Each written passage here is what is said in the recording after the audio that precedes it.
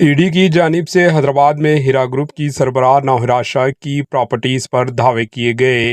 बताया गया है कि 5 मकामात पर दावे किए गए हैं, जिसमें 90 लाख रुपये की नकद रकम जब्त की गई, जिसके अलावा करोड़ों रुपये की डॉक्यूमेंट्स भी जब्त किए गए।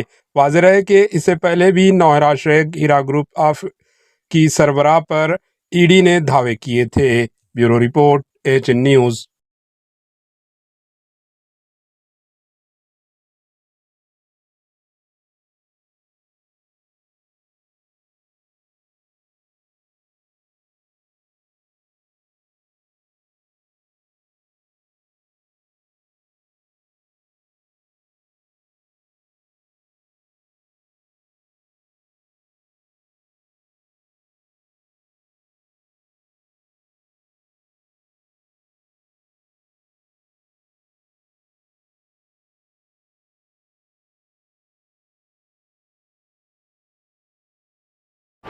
AHN न्यूज़ को लाइक करें, शेयर करें और सब्सक्राइब करना ना भूलें।